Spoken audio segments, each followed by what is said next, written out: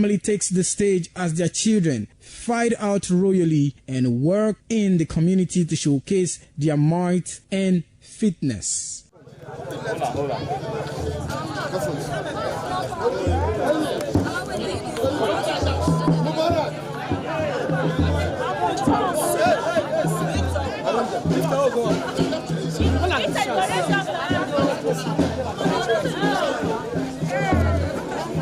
My leader.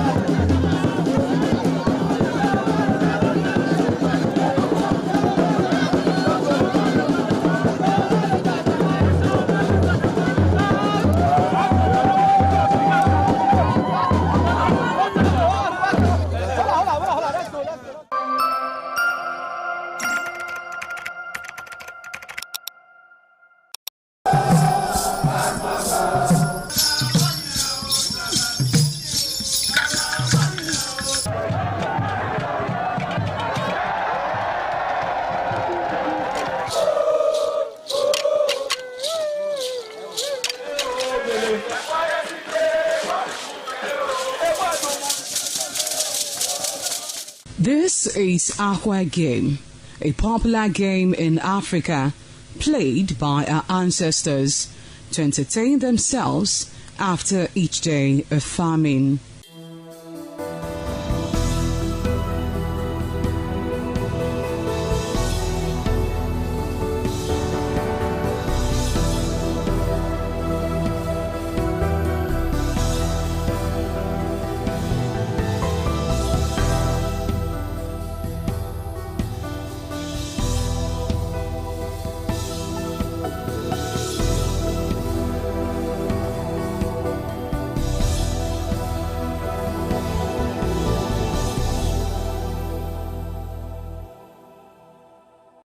It is also relevant in our coronation in Africa. It is a sport and indeed very interesting, as every seed had a role in the game.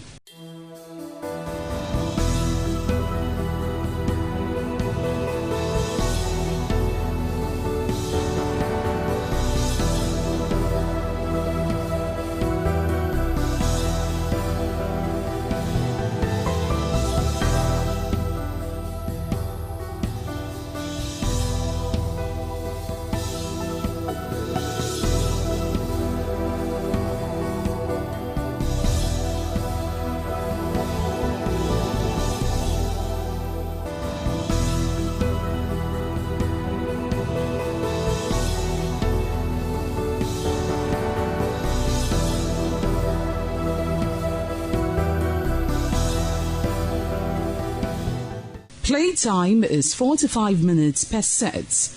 There is no age limit as long as you can spin aqua seed. Ayo, or aqua game, known as the game of intellectual. This game requires a lot of mathematical skills. Aqua game is played with carved wooden box containing 12 holes.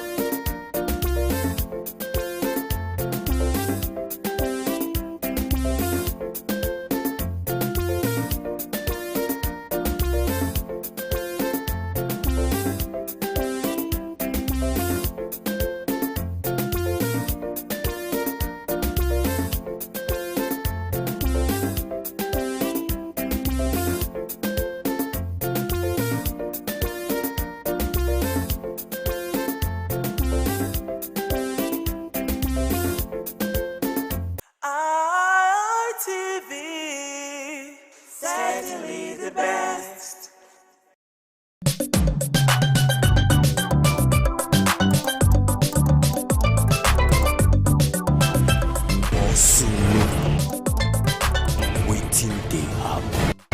Okay, citizens of the Federal Republic of Nigeria, anywhere you did, they watch us for ITV online, for Facebook, for YouTube. I want to enter the southeast of the Federal Republic of Nigeria. You know, say for this southeast, you go see Anambra, you go see Imo, you go see Ebonyi, you go see Abia, you go see Enugu. However, they go the biggest market for West Africa. Yes, when I say the biggest market for West Africa, they talk about Onitsha main markets, where they for Anambra State, for southeast Nigeria. Matter what happen be say, you know, say since over 2 years now, the sit at home on Monday, come be like say don't they used to the traders. However, the governor of Anambra State, Professor Charles Chukwuma Solodo, he said they don't check them, they don't balance them, they don't see them, say they lose revenue, say that sit at home, go fit continue with that kind of situation again. Make traders make sure say every Monday they open. However, they try them the first Monday, the traders they're not open. Get reason why. You know, say this is our country with over 200 million and with different tribes. But however, I want to enter inside on the channel. I thank you now.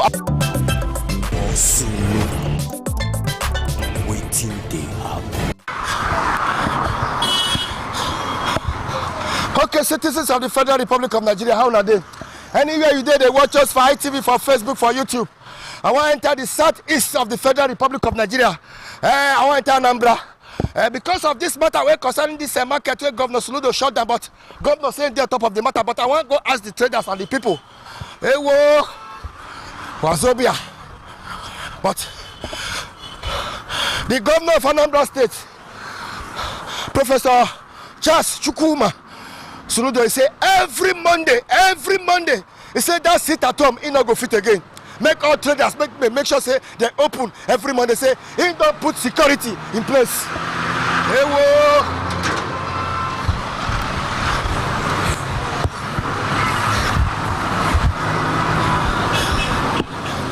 And the bridge are there, so yeah. Now Anambra State I want enter, so I enter Onitsha.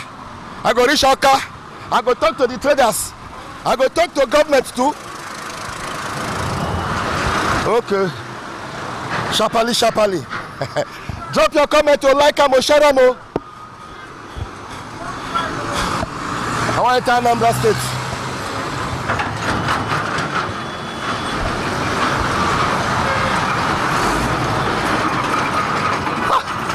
This bridge they read the vibrato. But my people, how are they? Anywhere you do for Nigeria, they watch us for ITV, for Facebook, for YouTube online. We must continue to thank everybody. However, I did the bridge. I want to enter inside Anambra. I want to enter inside Onitsha. I want to go ask the traders what happened, why they don't want to the open market on Monday. However, Anambra State Governor Professor Charles Chukwuma Soludo say Anambra they lose money. However, he say don't get plan no. He say anybody will not comply on Monday to come market, say go shut the market down. He say get plan for the market. Oh, he say but he want make every trader make sure say that they open on Monday. He say the sit at home he don't want again. He say don't provide security. Army there on ground, everybody there on ground. Say who not comply with the Monday market? Say go shut down the market, but make I enter inside the Onitsha market. However, security, army, everybody they don't take over the market because it's shut down now. But government now don't call the chairman of the market, the line chairman, the secretary, everybody. That they occur now. They hold meeting with the governor to make sure say peace return to Onitsha market. Also, waiting they happen. I pledge to Nigeria, my country, to be faithful, loyal, and honest, and to serve Nigeria with all my strength. That's what it's supposed to be. All this area are the market.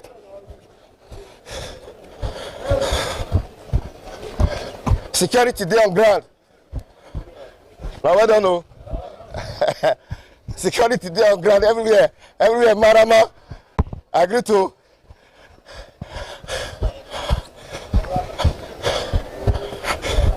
But I beg, would they beg the governor?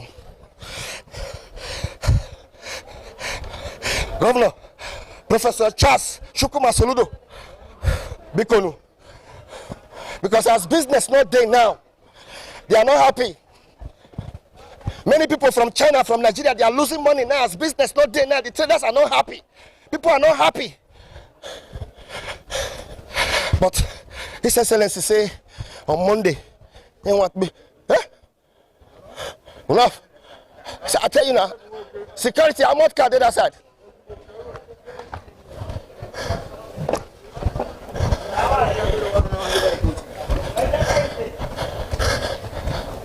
Not be everywhere for the main market. Everywhere shut down.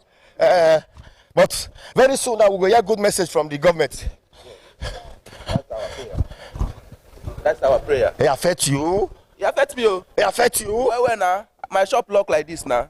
As I did like this 2 days, I never sell anything. I never touch person money. Since like today go make and 3 days, I never touch anybody money. Now the one why I save now at the shop, it affects me very well. Inside this market you grow. And inside this market, you see my plaza there and over there. My plaza there. What do you want make governor do now? I want make governor open market for us. May we start our business. He say he want me you they come on Monday. On Monday, may they release Nandakan so we can start. They come on Monday.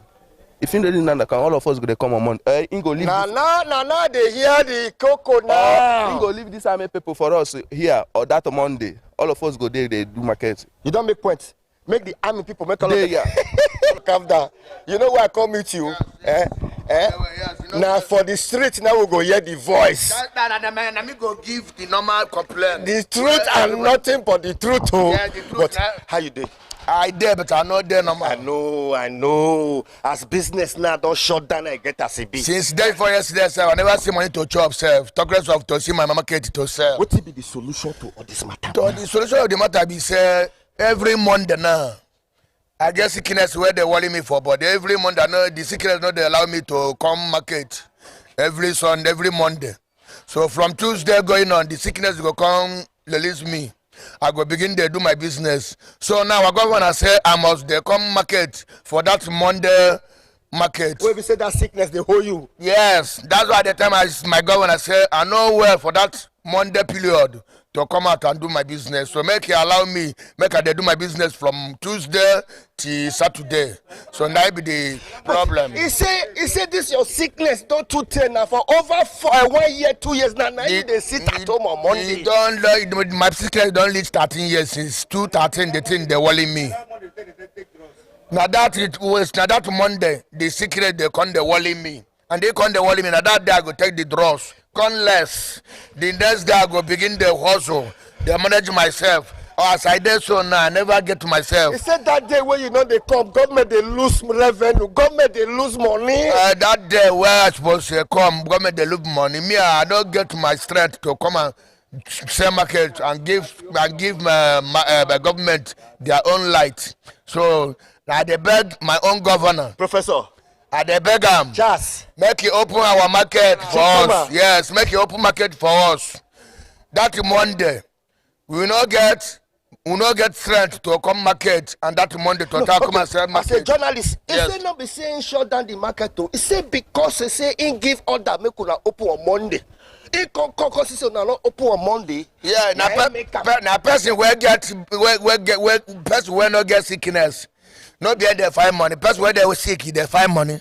Person where nowhere no go find money. Sickness where they worry me that Monday. Now that Monday the sickness they come out from my body, and then that Monday they use they treat myself.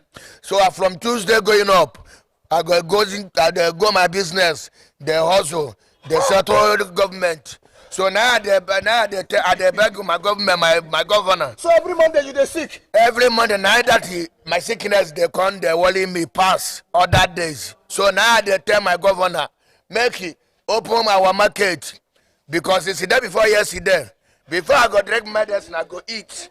So I never see food eat since the day before yesterday. So I use name of God. They beg my governor. I beg.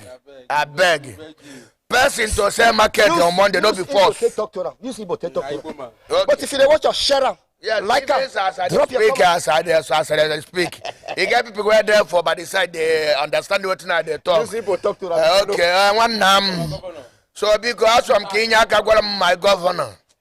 Na ye biko kobe mepela ya afia also as afia on Monday my name will sickness CJ wabu ndi Igbo throughout no be only me No be only you now. no be only me sickness o ndi Igbo niile so that Monday dey anya chance e puta afia that's why that on Monday can you get you how you go take them medicine now to take cure that your Monday sickness. Now our tribu go ask. Now the treatment. Now our president will go ask how you go take find the medicine, where we go take cure the medicine because now our people we there for in hand. The market where we know they come out a Sunday, come they do. In they lose something. We they lose something. That's on Monday. Yes. So we they beg our governor.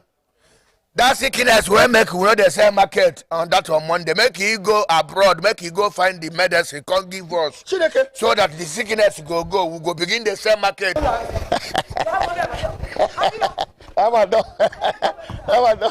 So, say we are shut down.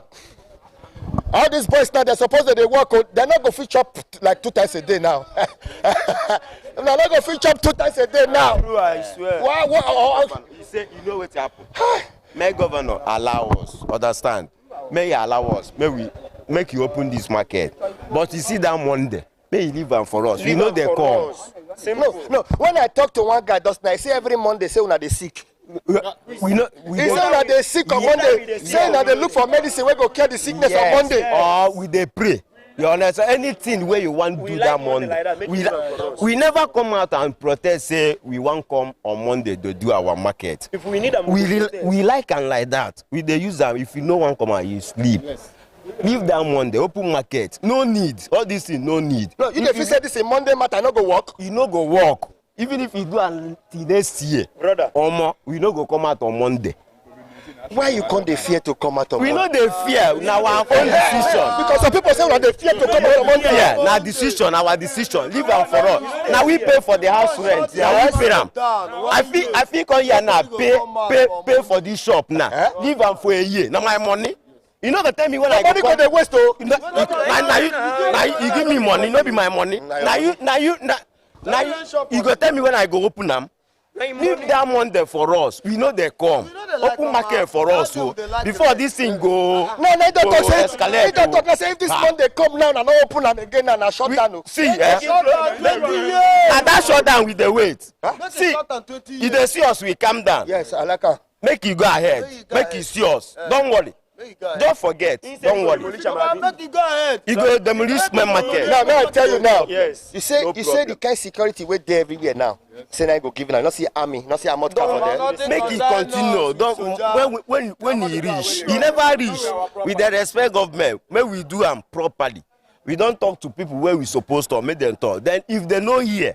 Just forget. Okay. As an area journalist, not verse for this question where I want to ask me you. the verse. No, not verse. No. This question where I want to ask you now, more than not slap me for this matter. No, not you. More than not slap me. Not you, the government. If they can release Mazi Nnamdi Kanu. Yes. Una go open on Monday. Okay, make I tell you the truth. Make I tell you the truth. The truth be say for this Onitsha now, the truth I dey tell you.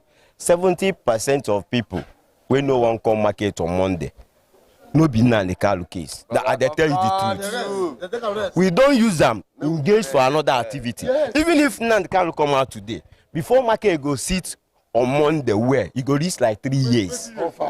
I dey tell you the truth. No be say lie. No be say because Nnamdi Kanu. 70% of people wey dey sit at home no be Nnamdi Kanu. I dey tell you the truth. We don't engage ourselves to another activities. So if not, this we know the beg, we no one come. Now first, now we pay the shop rent. I beg, let me stop here from you. The goods where they there, now our money. The shop rent, now we dey pay them. We dey remit our tax, give government. Government, you know, get right, say then go just come for no reason, come shut our shop just because say we decide not to come on Monday. The Monday, now our Monday. If we choose to come, we know for one day, the government say because say we know they come on Monday, reduce money for us for tax. No, we dey pay in full. The only way where government supposed to shut down main market be say we refuse to pay tax, or you get information and intel say you get any illegal business where they go on for main market. That is when you have the right to shut the market down. But in this very situation now, you don't get any intel say there is any illegal business going on in main market. We know tell you say the tax where you collect. We know for one day tell you say reduce something from the tax because of say we know they come on Monday. We they pay you in full. You understand? So you know get that. I no see. He said that Monday they affect them. How you take the affect them? He said they affect them. My brother, wait. How that Monday take the affect them? Not being they do business for main market. Now we they do business. Shop rent. Now we they pay. The goods where they inside the shop, now we get them.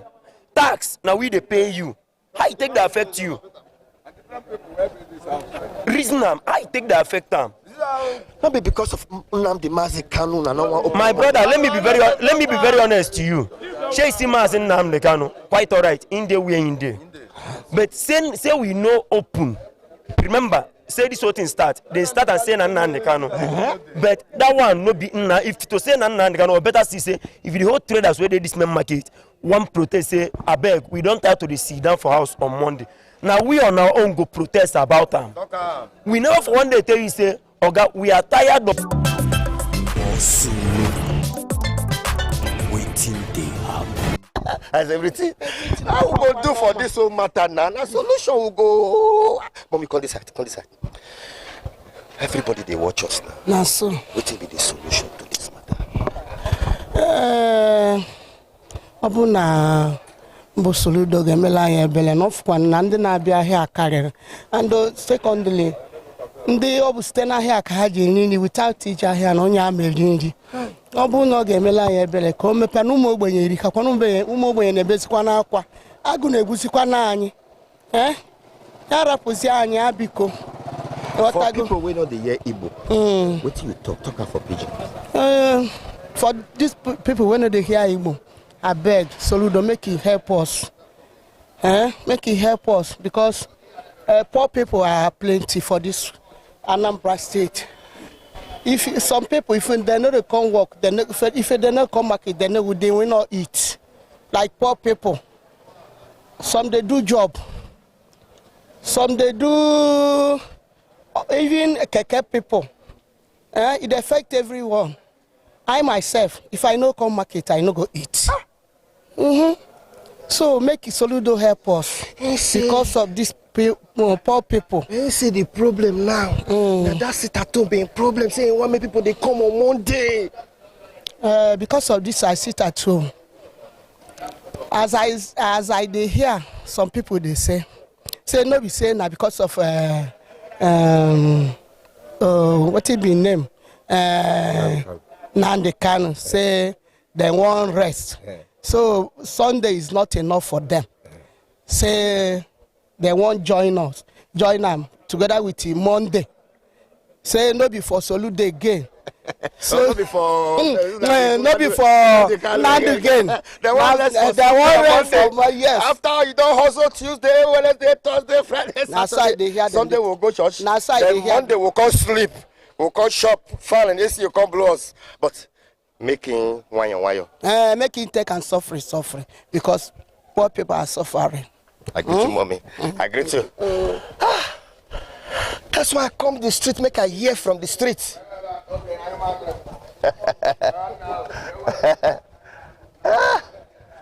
I agree too. My bro. How you doing? I'm a journalist from Edo State. I like business. Yeah. However, which don't happen all over the world, this market, you know, so that the biggest market for West Africa, where we see people they can't do business. Nigeria, now here they come. West Africa, now here they come. But we don't see I'm saying our leaders, line chairmen, secretaries, that they with government as now they talk about this matter. But you as a youth, a young businessman, and I know how this market now don't close for the past 2 days now. It don't affect your business. But to you, what you PC be the solution? And the Monday sit at home be the solution. Or maybe people they come market on Monday be the solution. Just want to just share your own kind of thoughts and solution because other people don't they talk their own parts. The solution is that Monday sit at home. Governor wants everybody to come out and open their shops. Only that thing is the problem. But people don't like to. They use that Monday for respect of Nnamdi Kanu. That is all. But Nnamdi Kanu said everybody come out, open their shop. But people they fear about this unknown government. The government is supposed to provide security for people. That is all. If Governor Charles Chukwuma Soludo say don't provide security, if you say any shaking go do? Well, Governor Charles Chukwuma Soludo, if he did not provide any security, I don't think whether some people will come out to, because everybody, assuming for my own side, I would like people to come before I come because I don't have anything that I will use to defend myself. That means a fear. Like according to you, unknown government. They don't know them. Then be the fear because it don't fair happen. And when it happen, nothing happen. When it happen, nothing happen. Unknown government, not the fear. But I thank you for the time you take share this conversation with me. Greetings. Nice talking to you. Correct.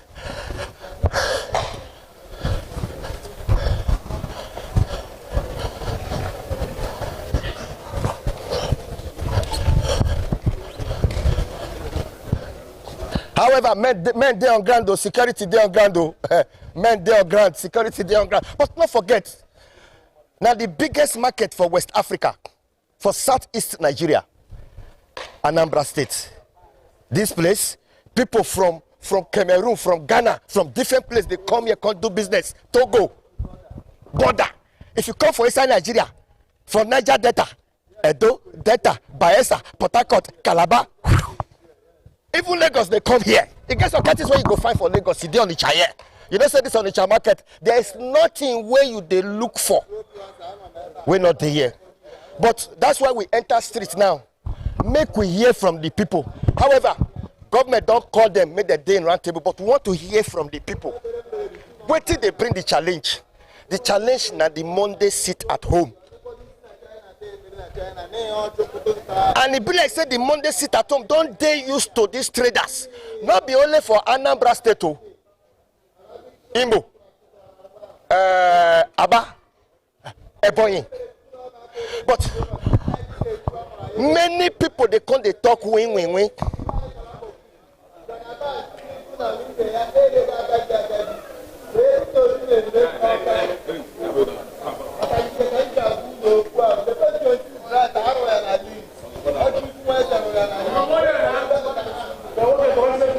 However, we need to talk to the traders because as I talk to you now, for the past like 3 days now, the traders for this market, they don't lose money, they don't lose connection.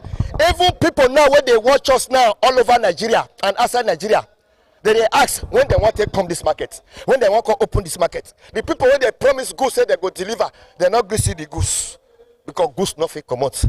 But I want to beg Professor Charles Chukwuma Soludo. Waiting they happen. Okay, I agree to. How you doing? I'm doing fine, Oga. Nice to see you. In case you dey watch us online for Facebook, for ITV, this man now from Edo State, Owi Abano, Oga Christian Aburume. Now he be the Chief Press Secretary to Anambra State Government, Oga. Sit down. How are you? I'm very fine. I don't dey here for the past 3 days now. How have you been enjoying yourself for Anambra State? Fine. I hope you have been moving around. I don't move around. Have you seen the new government house? Oga, as I enter this government house, go catch me. I didn't greet Professor Charles Chukwuma Soludo. Then I say what they do, it makes sense. Despite say people don't they talk different things from social media and everything. Oga, this Onitsha market matter. People they watch us online now, all over the world. Yes. I know say the state governor don't call the stakeholders. Yes. I see them for meeting today. I see everybody. Now people when they watch us now, what they need to know, because they say many people are not informed about this real situation of Anambra State. I agree with you. Market. I agree with you. What people need to know and where will I see, and what people need to know is that this thing not be about sentiment or emotion. Waiting Governor Soludo do now for make things better for the ordinary people. You were there when they make all these things today. This market, they don't think they don't close. They don't they come work on Monday, and government don't they meet with them, engage with them. Because they sit at home. They sit at home. Now they talk so. Say, Muna not they sit at home on Monday. Go now open shop so that business will thrive. People they do daily work, no way fear they catch, because of sit at home, can come out and also do their business and get money. It has not been the case. Every Monday they would sit at home. So it don't pass, like we say, water don't pass Gary. It don't pass God. The thing they don't do what we say. The governor not fit take him again because he don't beg, he don't appeal, he don't talk to them. Say I beg, and they still continue to they sit at home. So that is why he come with what they call the big hammer. Where it does say, look. If I no one open again, if I no open this market on Monday, he go shut and down. Now he just shut it down. He go there on Monday, this last Monday. He discover say they no open market. They do sit at home. They do sit at home. There's some people they play ball. There's some people they go stadium. Governor talking today, and they say they do sit at home on Monday. So governor, the thing come very sound. Because okay, he don't shut it down till next week, Monday again. That if they don't open again next week Monday, it will continue to shut and down. So today now, as you see, they come hold meeting today. These people, the stakeholders for all this market, they come today. Chairman, people in charge of the market. People in charge of the market, chairman, all of them, they come today, come with the governor. You see how they're plenty today now. So now, governor don't talk to them. Give the history of what don't happen. And the good thing is say, they don't see from governor point of view say that he actually mean well for them. So governor give them two options. Make I just call the story short. The two options is say government be done the plan to even level the whole of that market before, then build big modern market. The biggest market for West Africa. For West Africa, so that when somebody like you come, you can just drive, enter, you go park, do your shopping, enter motor go. If you go to the market, this market now, you get where to pass. Everywhere is clogged, jam packed. So government don't already get that plan. But government just they hold on small so that when they begin to destroy people, destroy the shop now, it will affect a lot of people. They wanted to do it gradually until this one can happen now. Option one be say, will these people want government to just clear the place now and rebuild again? That's option one. Then option two be say, will you now begin to open on Monday? Then we'll allow you to put the market in order by making the market neat, by making it accessible, by ensuring that other things are put in place. Then other illegal building where they inside the market made come out so that people can have access to move around. And government even agree say now they will put more security there. Okay, before you continue, when I go straight, the people say they fear because of the unknown gunmen when they say go show on Monday. Who be the unknown gunmen? They are known. That's what government always say. Unknown gunmen know they go market. They know they chop. There are people among us, you know. So governor don't, you know, last year, governor bring, whether they call Agunu Chamber, this special. I see them for inside the market with their short. Thank you. Now tell me that. Set up another security outfit. These people have been working till today now. Udugachi, that is the name of the security outfit. Udugachi consists of police, these are vigilante, another civil defense, and another security outfit. They are all working together. Now, these people have been keeping the state safe. Since that time we set this thing up till now, this issue of all these bad boys, they don't degrade them badly. They don't even, you know, only once in a while you hear one little incident. But that incident now, they will blow them out of proportion. Say, but Anambra, you know, just one little incident. Even if you go to, Anambra is even the safest state in Nigeria. If you go to, yes, I can tell you that. Also, waiting they happen.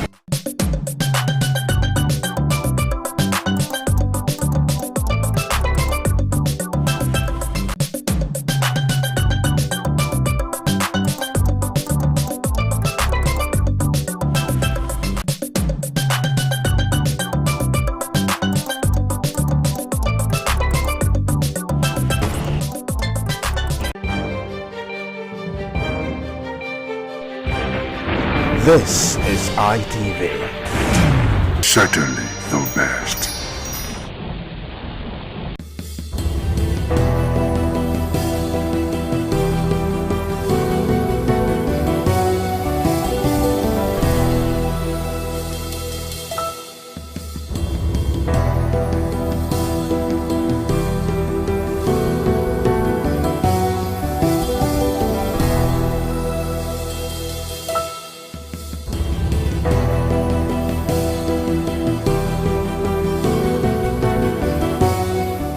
Hello, welcome to Viewpoint on ITV. I am Caroline Okonji. According to the new law on kidnapping passed by the Edo State House of Assembly and also signed by the governor of Edo State, Governor Monday Okbeolo, on any house found being used for kidnapping activities will be demolished. For that reason, we're going to be going out on the street to sample people's opinion, hear what they have to say about the new law. It's a Viewpoint on ITV. First, it's a good law. Let's put it there. It's a very good law. The law goes very far beyond, apart from kidnapping, even sponsors of kidnapping, sponsors of courtesan activities, they've all been captured by this law, such that persons can now fall the persons that can fall prey are wider than what it used to be. But again, that law on its own will put more jeopardy or put more persons in jeopardy as it is right now, because you can't really tell what your tenant is doing in your house. That's why in these days of building houses and leaving it to tenants where you don't have landlord living there, it's not every time the landlord lives there. I have houses that I manage today that I only visit maybe twice a year. The owners are outside this country, they are abroad. I put tenants there. I have given them the place. They are within their rights by law to enjoy peaceful possession by law.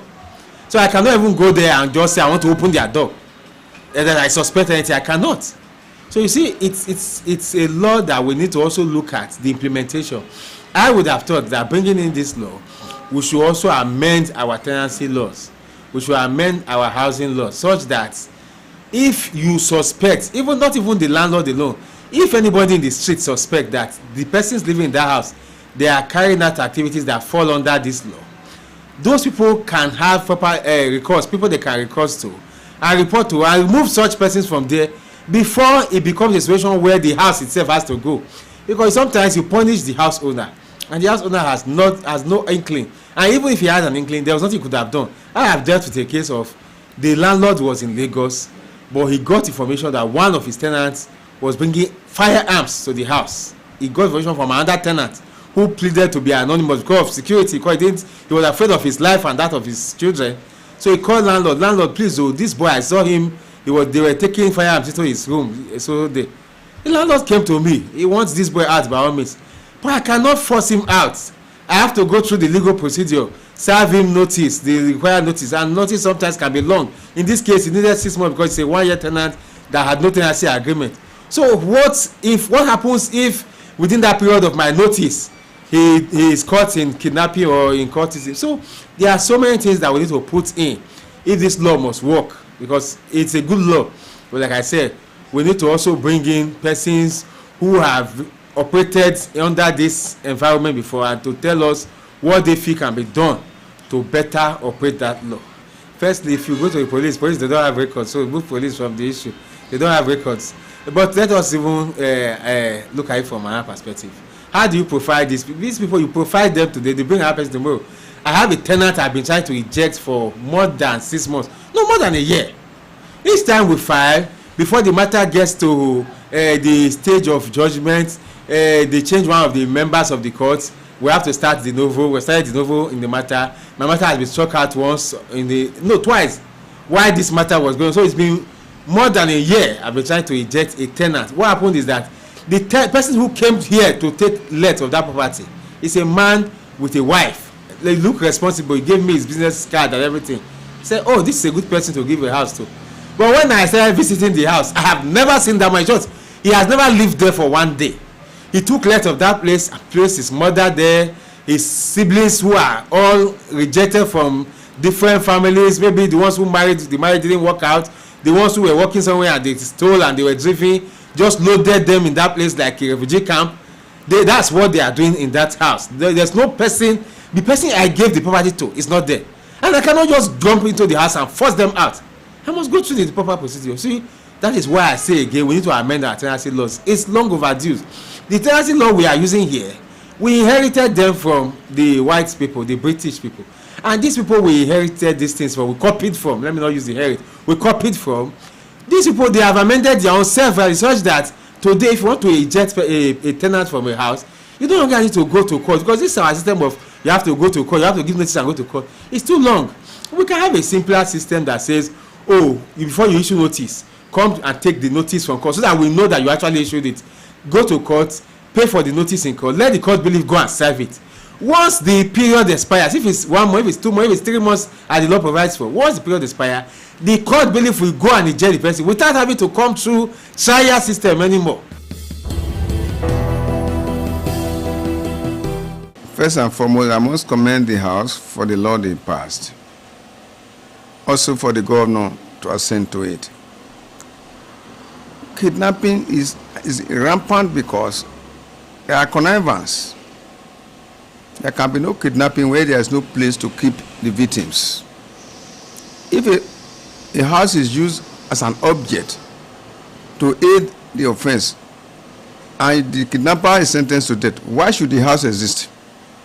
It's like saying an armed robber is convicted for robbery, but the gun he used can be given back to the owner. They are what they call instrument used for the commission of the crime. They should go. As long as there is no place to keep kidnapped victims, people will not indulge in it. Most of these landlords know what they are doing. You see a man who has no job, want to pay you a house of 500, is prepared to pay you 2 million. You don't find a source of job. Where did you work? You have no job, you have no wife, you have no child. You are only interested in the money. I think it's a welcome development. So people will now be cautious before they give out houses to people. I saw the one they did in Ile, saw the one they did in Onwa and in Rumi, and on the television. I think this is a welcome development. It's like those days under the custom law. Any instrument a motor used to drive goods that are not licensed, forfeited to the federal government. I don't see anything wrong with it. Let them demolish them so that people will be cautious. At least, this is not kidnapping, is a menace in the society. If you can go to the camps and destroy the camps where the Fulani are staying in the bush, why not destroy the one they are using in the town? I think the landlord should ask the property tenants to go and depose to affidavit and give a copy to the police, if there is any reason to protect the landlord. What job do you do? What's your age? Where do you work? Perhaps, I know if a lawyer wanted to get an office in Benin, a landlord said, I want a senior lawyer to certify that you are of good character. I have to, personally, because to undertake that is of a good character before the landlord gave him the house. And that is the essence of it all. The idea of overnight riches, kidnapping, it's not the best of it all. I think people, before you give a house, tell the people, go and the post affidavit for the job you do, give a copy to the DP of your area so that I can be protected. In the absence of that, you are not accomplished. The recent law that have been passed by Edo State House of Assembly that tend to checkmate and address the activities of criminals in the state, ranging from kidnappers, armed robbers, cultists, etc. It's a very sensitive and at the same time a complex issue that we are dealing with.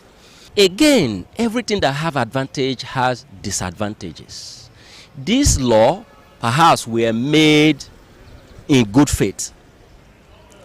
There is one thing to make law, there is another thing to implement these laws.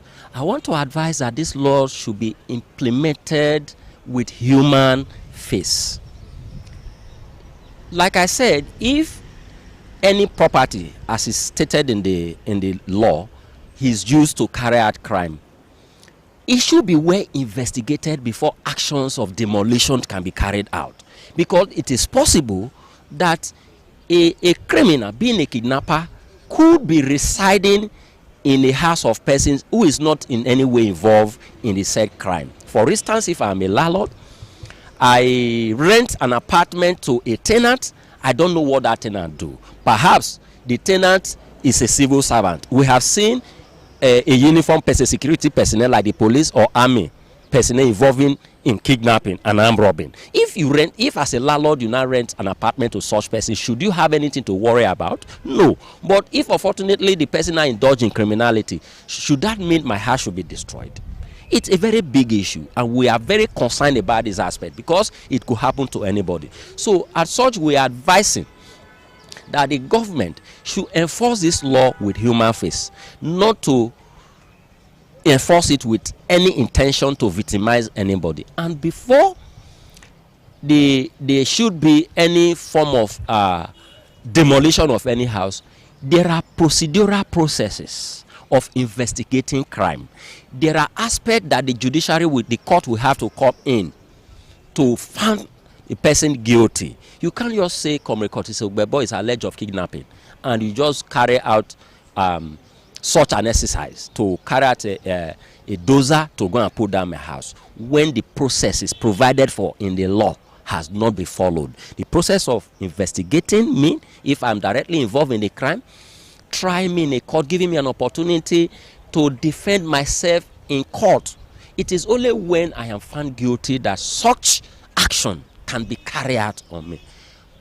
When that is not done, I don't think such actions is just enough. It negates the procedures, the procedural norm provided for in the law for prosecuting crime. So in all, while the government is making efforts to checkmate, to reduce the crime or deal with crime, the government should also consider the innocent persons that could be victimized in the process.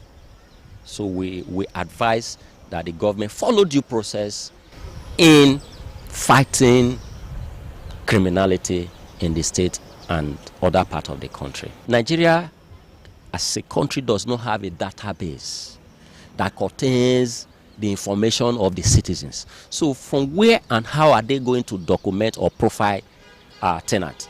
If I'm being invited by a landlord or by security personnel, is it not what I tell them that they will document?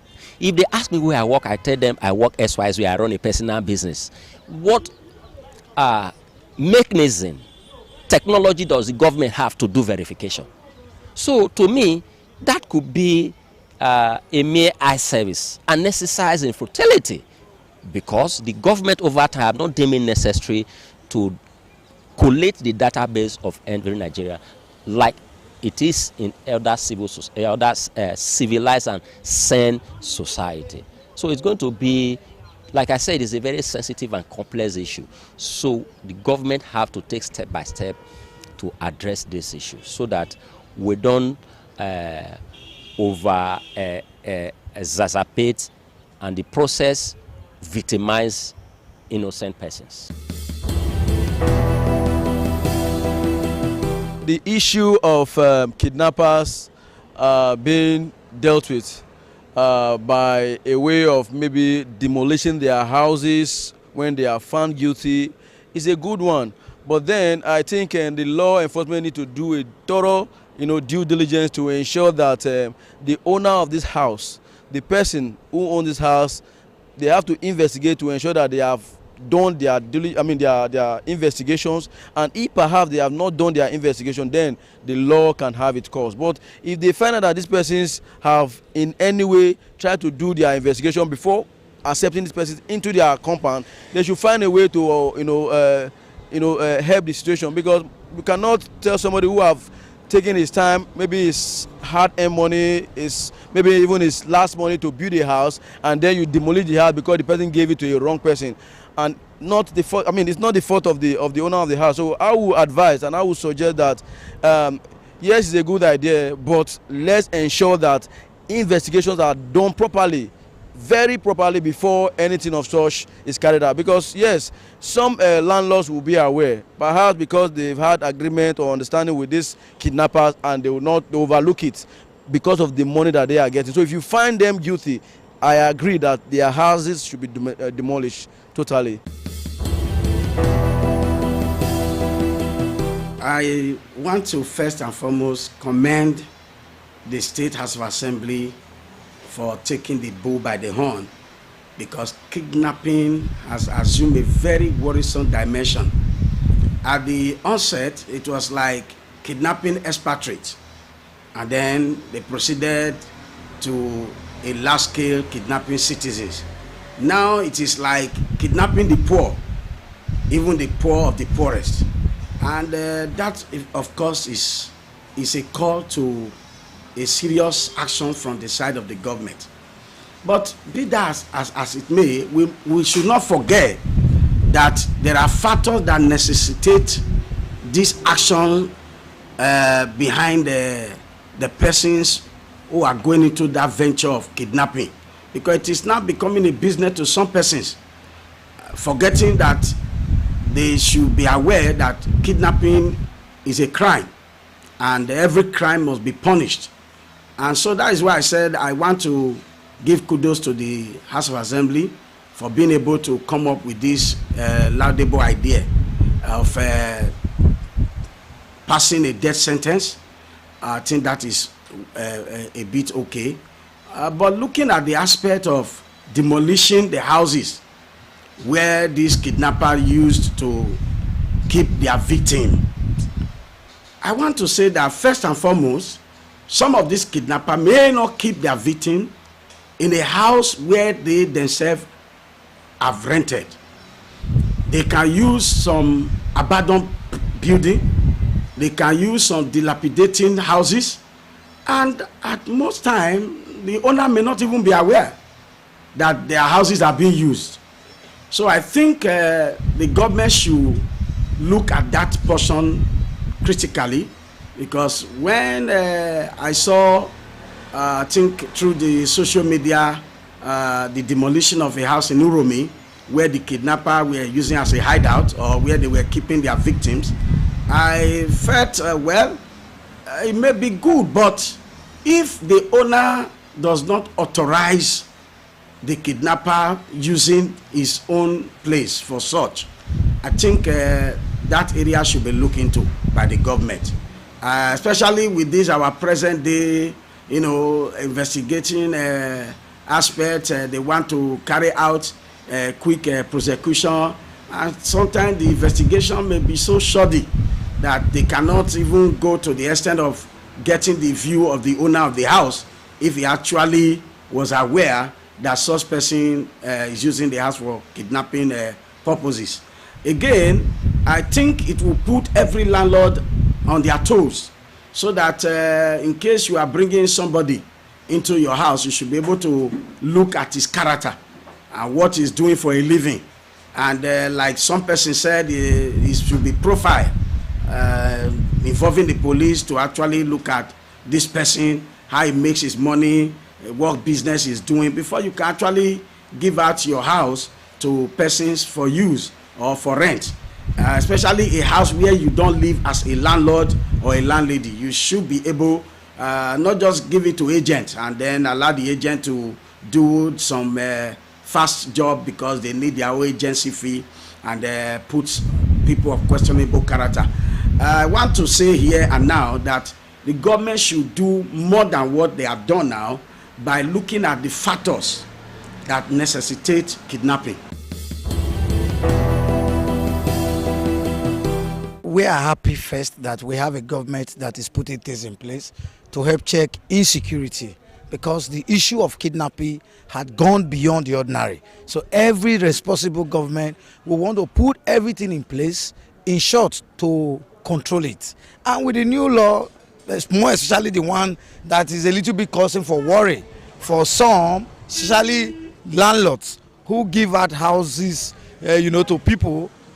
Some may tell you I'm a dry cleaner, and at the end of the day, he or she does something else. And some are informal to kidnapper. Some are not even physical at the point of kidnapping, but they are the main masterminder. It's quite unfortunate that it does happen like that. But the also thing is that somebody must also pay a price.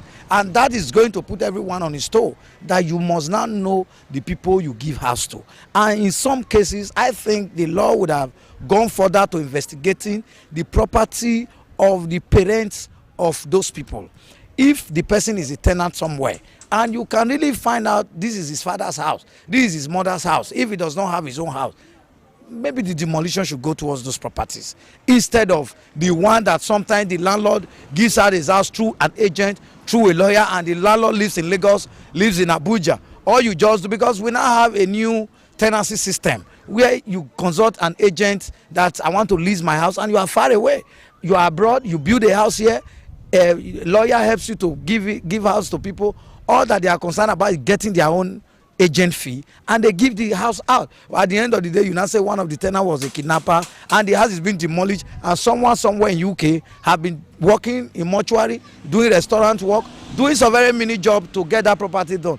It really can be painful. But I think there should be a furtherance to this. There should be some clause to be amended at this level. I think so, because just a law that has been passed, and it can as well be amended to advancing it first, profiling after getting the corporate, profiling the person's parents' property. If he or she doesn't have, then that property can be faced first. More especially in the cases where the landlord does not even reside there.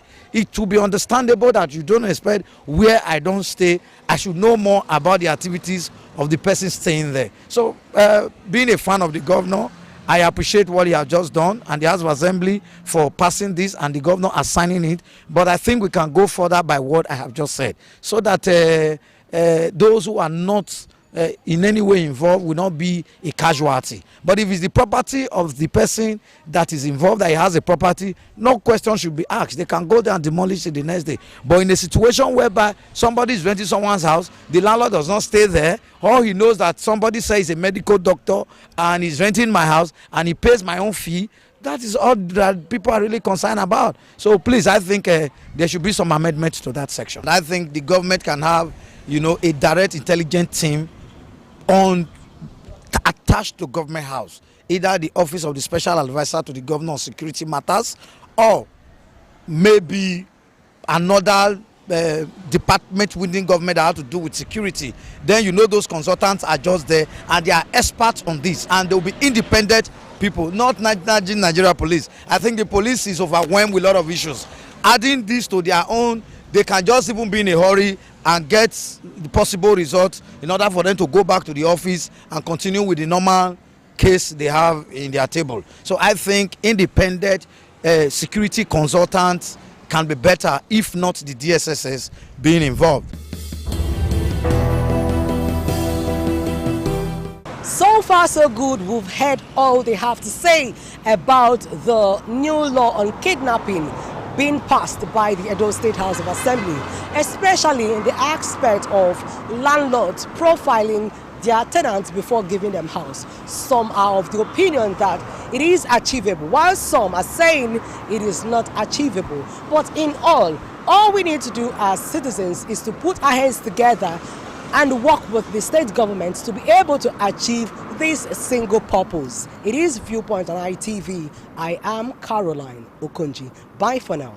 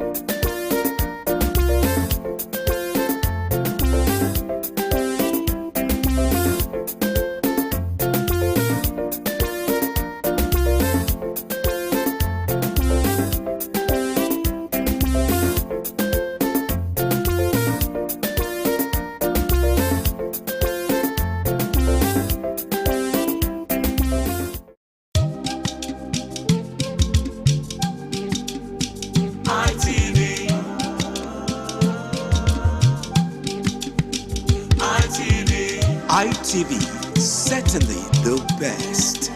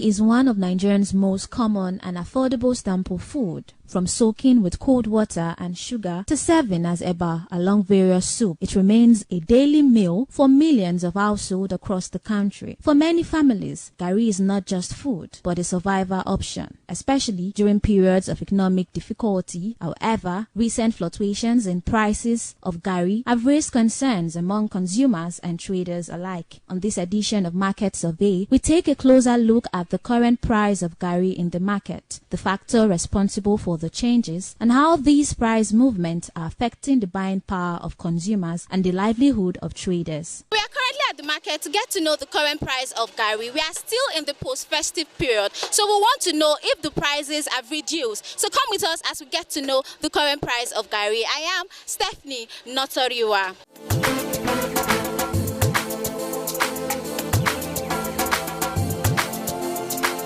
Garri before market, it don't come down. It don't come down well. How much na they buy back before? We dey buy back before na 40, 50, 30. Since that day now we can't spoil now. We can't dey buy 15, 20 now. Now so it reach now. Not the. How much all this rubber weight before? How much they measure? This one na 1,500. This one na 1,000. This one 500. Now so we dey take sell now. So this one you say 1,500. How much did they sell them before? No, na tell government. The thing wey dey for this our market, it too dey give us headache. Okay. Drivers they no dey know. Na 2,000 we dey take carry one bag for village come.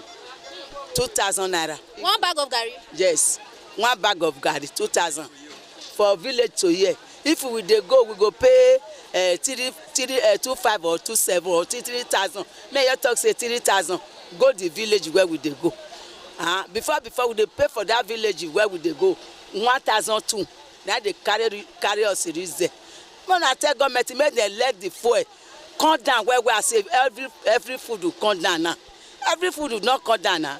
If we come down now, the prices it say go come down where? Go see come down more than this one now.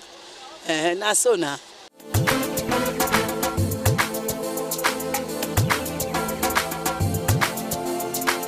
They say about 10,000 naira. This big one, will even be 3,500 now. It can come down to 2,000 naira. You understand? So that how much you say they sell cup of garri? Yeah, cup of garri now. This one, what you say? We they sell it before 300, 400, now 100 naira. You see the difference?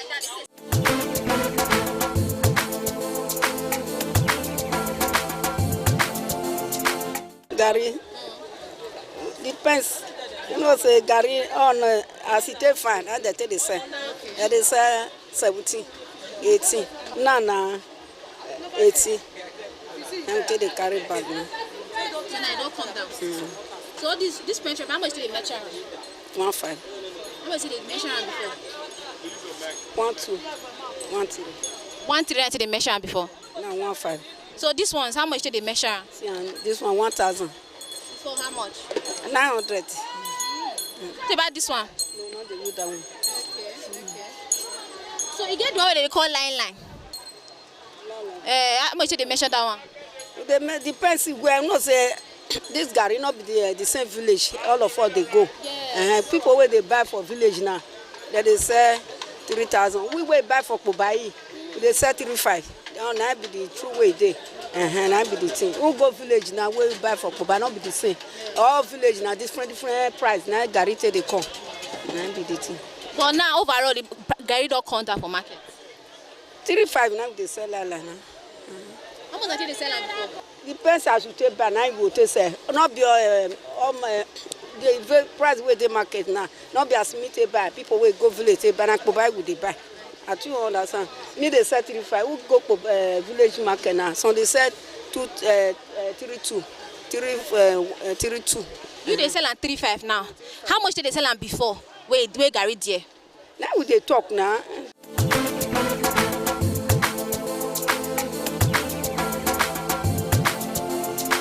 You say they buy them before, now you say they buy them now.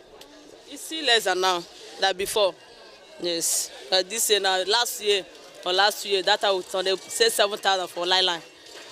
6,000. We will give you 6,000. You go to thank God, but this year is still come down. Yeah. Yes. So even they set 3,000 for line now. So they set 3,500. Depending how the person take buy. Now we say don't come down. If you say go 50 come down, by the grace of God, if you come down, shower. Sometimes if you fuel still reduce money, oh.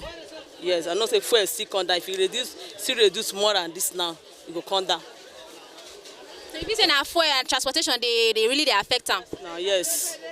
They affect. No sense fuel they come down, things they come down. Yes. The same thing, rice still come down. Because fuel still come down, rice come down for this December so well. So if you still come, if you fuel still come down, things go still come down.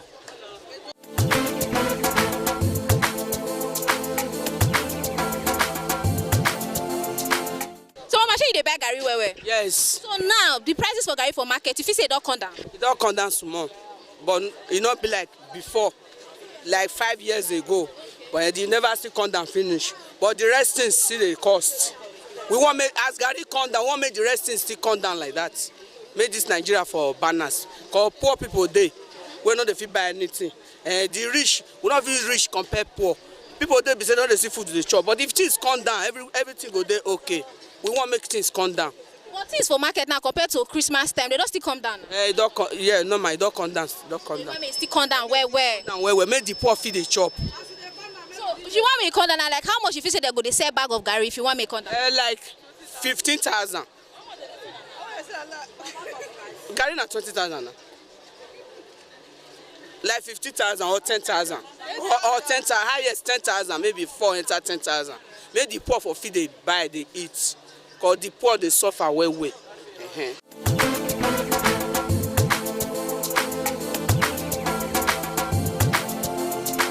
Gary prices for market now, you feel say it don't come down? Yes, it don't come down. So as it don't come down like this, if you say go still come down past this one all day so? We pray may it still come down past this one way there. Despite say it don't come down. The Gary don't come down, but the money to buy the Gary still be the problem. Because even when the Gary come down, the money to buy am na problem. Only no circulate like that. Yes. Even though say it cheap reach 10 naira today, who no get the money no go buy am. Na so. So now you wanna make the money come down, make people for see stay buy am. Make money circulate, we fit see the money they buy am.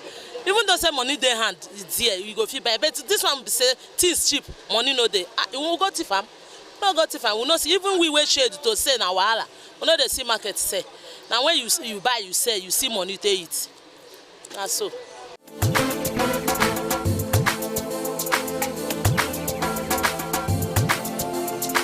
More other things come down too, so that farmer they no too suffer am. We like make everything come down, so that the poor people and the rich people go feel enjoy together. Not be solely Gary go come down, building material go up, other things go up, indomie will not come down, provision not come down. Make everything just dey wetin go fit afford, so that Nigeria go better, go dey happy they follow them.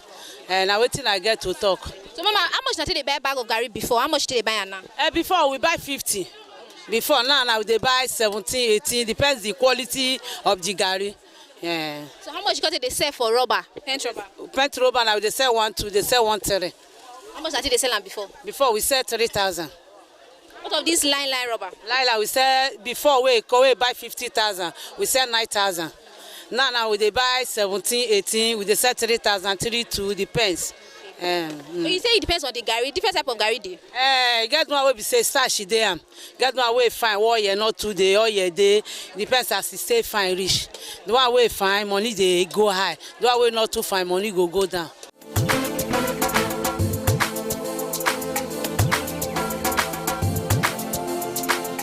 Gary, but it not cheap well like that as I like am. The time where our mama where we dey buy this Gary 150 before we go buy at 300. If it's there tomorrow we'll buy at 300. Now you never see cheap reach. Hungry dey Benin.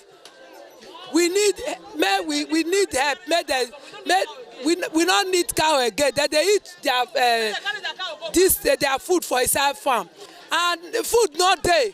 Now let wetin cheap for market now. Wetin I see say cheap for market. Now be tomatoes and pepper now cheap where the enter person eye. Everything they there. Rice now where they say cheap. Rice now see the there. You see there, not be say it's cheap rich. That time where me dey where we dey buy rice before. We dey buy half bag 350. Now we not the fit buy again. everything too dear. Now let tomatoes and pepper, now we see say cheap for market. Made our governor made them talk put for this thing where they grant. So we people there we they hungry too much, no money. We not they see, we not farm, we not they see food they eat again like that. I beg more than tell our governor. Even me self, now me they cry for years since I say no market. When I want to give my children for us, I don't know. I beg, make them talk put.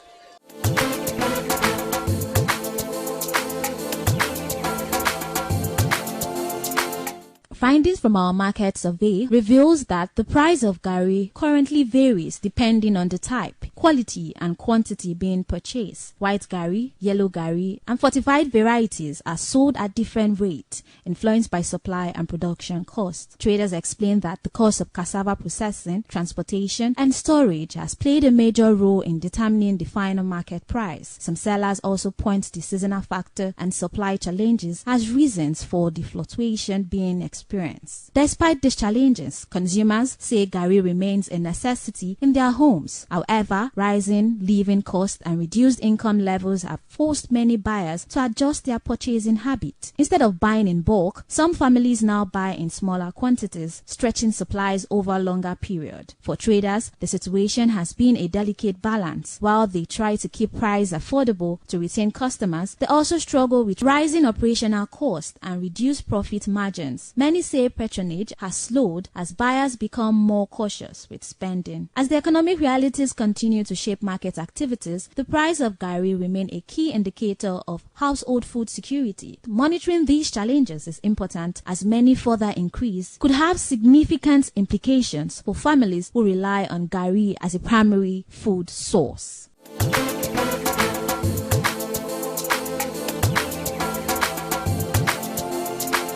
We've come to the end of today's edition on Market Survey, and overall we've got to understand that the price of Gari is very, very affordable currently in the market. And that's it on today's edition of Market Survey. I am Stephanie Notoriwa. Thank you so much for staying tuned.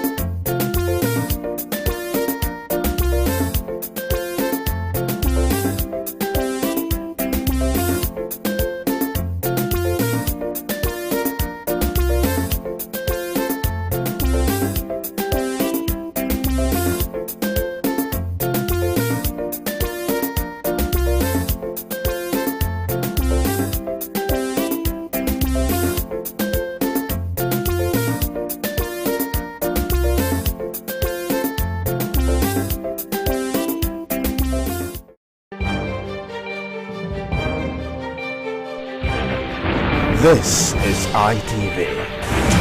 Certainly the best.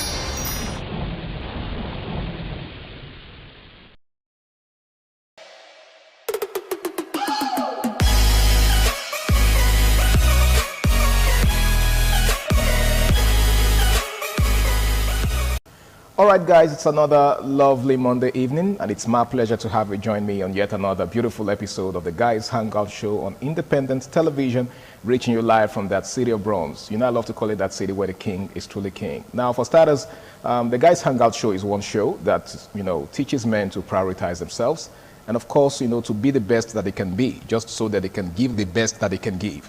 It airs on this station every Monday. All right, my name is Harry Aigboje, and of course, it's my pleasure to have you join us on this episode of the show. Now, today, we're going to be taking a look at a very, very important topic, something that actually caught my attention of recent. Okay, sometimes you're just going about your daily activities, and then you just, for a second, certain things just cross your mind, and you begin to ask yourself, what has actually changed? What has gone wrong? How come things are no longer the way they used to be? And one of such things is the growing lack of parental discipline in our society as we have it today. What exactly went wrong? Whether you like it or not, you must have noticed that things are no longer the way they used to be, especially between parents and their kids. Those days when we were growing up, some of us had this reverence for our parents, right? Even in their absence.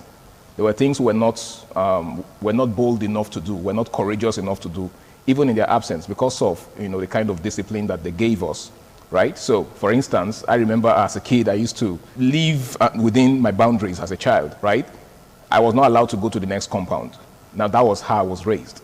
Not because my parents didn't like me, like us being free, but they just wanted to ensure that we lived within the boundaries that they set for us.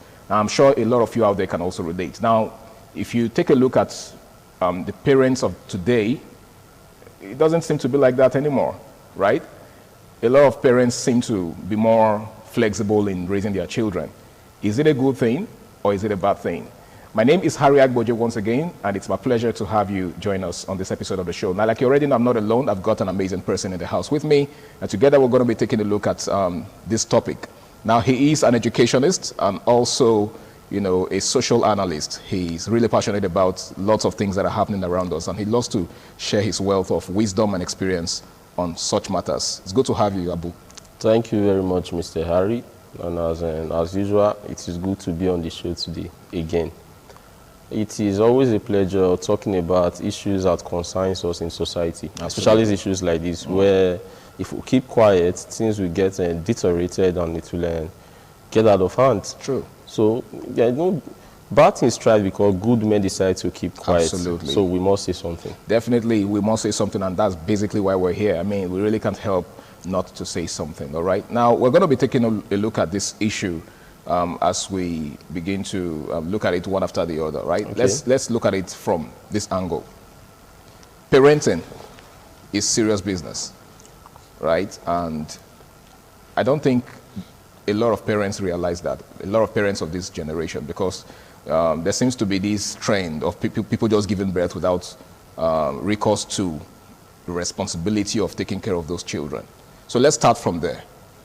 Why would anybody want to, start having kids without, considering what it will take and what it will cost, to take care of those children? Yeah, procreation is one biological gift that God and nature has given to humans. Okay. So anybody can, any adult who has gotten to a certain stage can procreate, except he or she has a medical condition. Okay. But procreation is not a yardstick to be called a parent.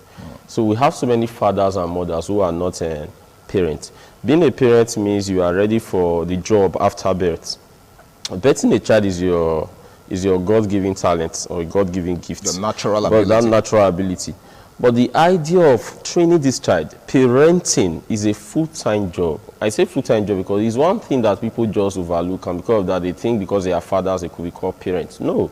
We have so many fathers but few parents. So it's because of these few parents that we have in society that you see there is a growing lack of discipline in terms of parenting and all that. So I think the few parents that will have, if you see their children outside, you can distinguish them from those that have fathers and just mothers. So I think we should be seeing this thing from the idea of who are parents, to be precise. Okay. A parent is that person who is a father or a mother and has indulged herself into the act of bringing up this child. You know, children, the mind of a child is like a tabula rasa. Whatever you imprint on that mind is what goes a long way to determine what the child will become in life or how the child will behave and all that. But we really have people imprinting these things on the mind of the child. That is the question. I think that's $1 million question, because this is one question I believe a lot of parents do not ask themselves before they begin to procreate. Like you've rightly established, there's a clear difference between procreation there is. and parenting. And I think that's what we need to begin to establish. What exactly is it with parents of nowadays? You know, just like I said in opening, you know, when we were growing up, it was a different ball game, right? Yeah. We were raised with a very high level of discipline. So much so that parents of this generation will probably see that as you being too hard on your child. Okay. Now, what's the place of discipline in parenting? Let's begin. Yeah, there are different factors that I think I will tie to this lack of parental discipline. Number one, the infiltration of Western culture into our traditional belief and norms. Secondly, we also have this idea of laziness on the part of some people who call themselves, I use the word who call themselves parents, laziness on their part. And thirdly, there is this idea of the growing new normal, where people advocate that children should be treated with, like adults, they should be treated with kids and gloves and all that, so that you not hurt them, and so after all they are human beings. So, but let me start with this infiltration of Western culture into our traditional culture. Now you see, the white men asked us at the time to marry a fellow man, a woman marry a fellow woman. Many of us did not dispute it. Some African countries are already doing that. They also asked us to wear the suit, the sleeve, the waistcoat, the tie and all that, despite our hot weather. Many of us did not also dispute that fact. And we are doing it. But very recently, they are also asking us to treat a child as an adult. And so many parents have started, many fathers and mothers have started treating their child, their children, as adults. That's the problem. They want to train them in the Western way. They want their children to see themselves as adults. They are rushing them through that childhood. They don't want them to enjoy that childhood. They don't want them to see themselves as children. That state of innocence is no longer there. A child that just here, you call that child that you want to reason with the child like an adult. What's his reasoning capacity in the first place? My brother, what is the rationale behind you sitting a child down to say, let's discuss? You are just 4 now. And who told you that a 4 years old is thinking like an adult already? It's not. I know many will say this is a computer age and jet age. Leave that computer age and jet age. Children are children. And most of how were we brought up? We were told that if you misbehave, I will flog you. I have so many parents in my area. My father was not just my father. Yes, he was my biological father, but I have so many fathers. Before my father even come back from his workplace, someone else have disciplined you if you misbehave and all that. Do we still have such in our society? No. You see, everybody wants to say my family. So you're saying that in those days there was a communal mindset? A communal mindset. All parents were parents, and all children were children to all parents. Now, these days, you see families saying, you don't touch my child, I know how to discipline my child, you leave this child for me to discipline and all that. So that's why we're getting children that are going haywire. Some of them are even going gaga. You know, some of the hairstyle that a 10-year, 11-year-old will put on, you begin to wonder, is this one coming from a home? You see some young girls out there, 11, 10, some of the things they will wear, like, does this one even have fathers and mothers at home? So the issue now is we are drinking too much from this cup of Western wine. I think we should come back home. We should come back to this African tradition. We are Africans. And in Africa, there is discipline intrinsically buried in our totemic mindset. It is in our subconscious. That discipline should be resurrected. That parents should see themselves as not just parents, but as role models, as disciplinarians. Correct these children when need be. Don't reason with a child. It gets to a certain stage, you reason with him, not at this stage.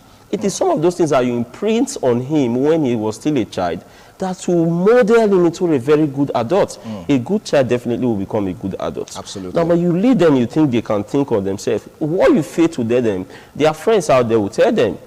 And that is what we should avoid. So that idea of Western culture, I think we should come back home. Beside that, sir, this idea of laziness on the part of parents. They think now that you already have a child. So if you can provide for this child, you are performing the work of a parent already. The provision we are talking about here is not just finance. Many of them thought it's just finance. If he's attending a very good school, I can provide. If he wants to buy anything, I can give him more. No. Emotionally, psychologically, this child needs you. Morally, you should be there for him. Who are his friends? Do you even know his friends? What are his routine? How does this child carry out his daily activity? You should be your child's best friend. You should have a roundtable talk most times with him. You should be able to tell him, if you try that, I will flog hell out of you and he will not try it.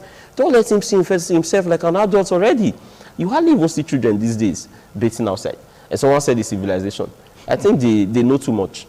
Okay. Their parents make them know too much. So why they've gone past the phase of innocence. You see that state of innocence? It has been killed. Every child now, the parents have been able to inculcate in them that they are no longer children, but they are now what? Adults.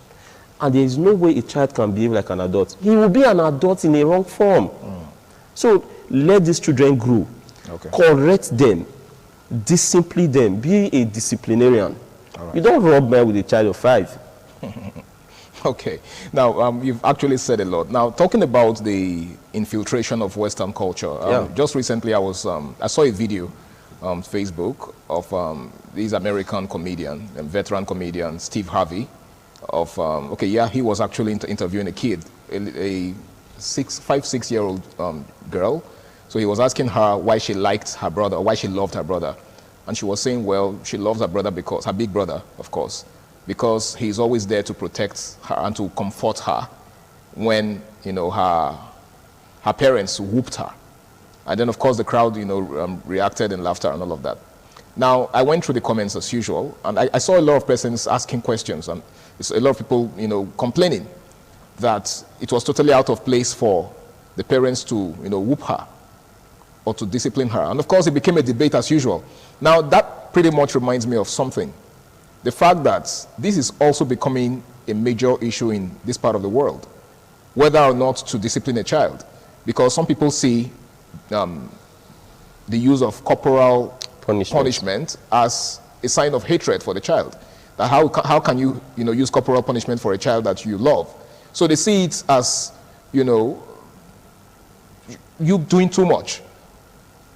They believe you shouldn't use corporal punishment on your child, that there are other ways. Just like you said, some of them believe you can reason with your child. But how do you reason with a child whose mind is not even matured enough to, look at things from that perspective? I think what we have is actually a problem, because people want to mistake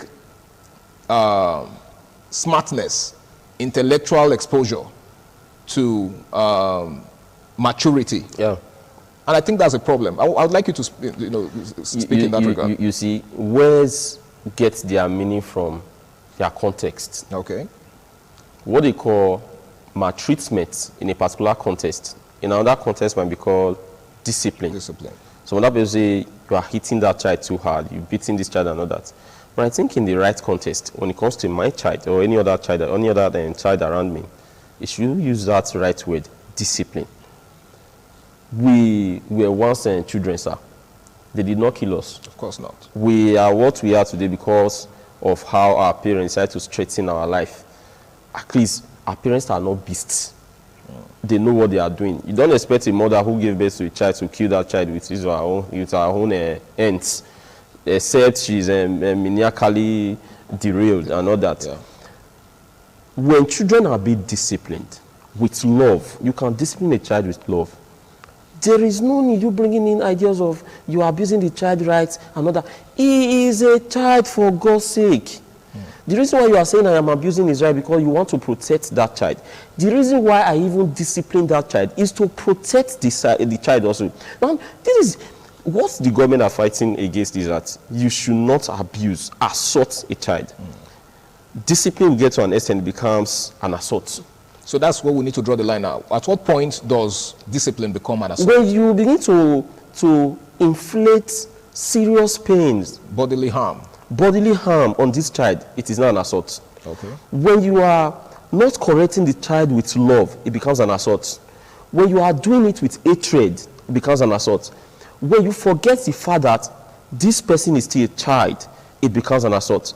But when you are doing it in the circumstances of these things I'm saying, like he's a child, I want to correct him with love, he's my child, and all that, that is discipline.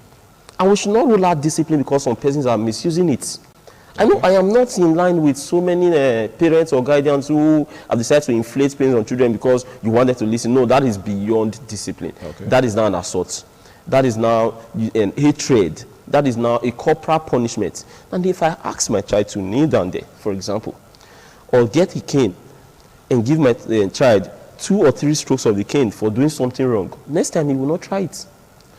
But if you now give a punishment that is more than that child, to that child, then it becomes an assault. An assault, okay. You're asking a child, for example, you get pepper, rub on the child's body, or give the person some scars, marks, and all that. Rub pepper. No, that is wicked and that is evil.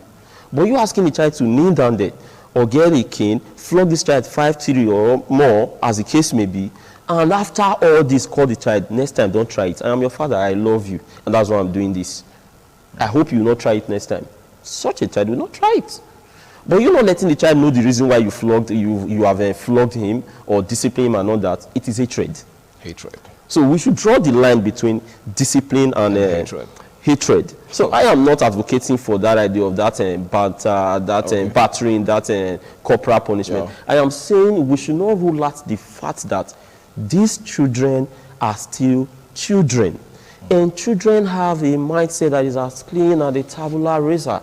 So we have to imprint something that they will take up into becoming a very good adult. I guess that's why the Holy Book says that you should train up your child in the way he should go, that when he is old, he will not depart from it. All right, guys, it's still the Guys Hangout Show on Independent Television. Just in case you're just joining us, we're talking about the decline in discipline, parental discipline. What has gone wrong? What exactly is the problem? Why is it that, kids are no longer as disciplined as before? Why is it that kids nowadays can just do whatever they want without, their parents or a parental figure, putting them in check? Now, Abu, just a moment ago, you were talking about the difference between correcting in love and correcting, in hatred, right? Yeah. Now, it's no longer uncommon to see children just walking past an adult without greeting. And that was actually one of the things that we were taught as, children. And that was exactly one of those values that we grew up with, which is why we cannot see someone who's older than us now and not greet.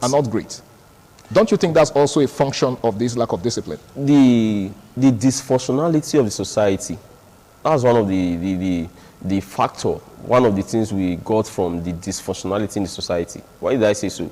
I just told you not quite long that all parents were parents to all children. An elder can call you back and say, so you don't know how to greet. Where are you from? You say, I'm sorry, sir. Good morning, sir. Or in my dialect, you greet according to your family lineage, and you must do that. That's how we grow up. But these days, many parents have restricted themselves from doing that. Before someone else will come somewhere and say, don't talk to my child, it's my child, I know how to train my child and all that. So that communal nature is no longer there. And you can see, that is just a microcosm of the larger one. You can see, apart from this idea of greeting, you could see children, they hardly even get up from the seat for an elder to sit, if that's the only seat. That's another dimension to it. Now, you see some of them, they are very disrespectful. They have begun to euphemize what we call disrespect. You see some of them will say savage reply. What you might want to call obscenity, I think that's one of the effects of stupidity, social media. Yeah. You see some of them will say, there's a new one now, we listen, we don't judge. That's not even good. They are indirectly promoting children to go haywire. Go wild. They are promoting this idea of you can always do whatever you want to do. And they are promoting immorality. And the question we should even be asking is, what do we call judge in this context? Judging is discipline. Discipline we're talking about. It is a discipline they want to eradicate. When a child does something wrong, you're supposed to discipline that child. So you say, but to children of this generation, you listen, you don't judge. And when you say, you listen, you don't judge. Besides that, sir, you see, when these children were growing up, they were given this orientation that I am your father, I am your mother, I am the only person, I should be the only person that has a moral right to discipline you. And that's bad. let these children know that all parents in this vicinity are your parents. Even adults. Even adults. Not They necessarily have the right parents. to discipline you in my absence. When I was growing up, something happened. I went home to tell my father that a teacher has flogged me in school. He said, okay, the next morning we'll go. He followed me to school. And when we got there, he took the cane himself and flogged me again right in front of the teacher. These were adults in unity. Adults having a meeting over me that I don't even know about. Their primary aim then was, this child must not go wayward. Now that I am an adult, I used to think like, okay, could it be the reason why my dad have to flog me again? You know, that sends a message. The message was, you are safe in his hands and don't misbehave because I'm your father. I will flog you again.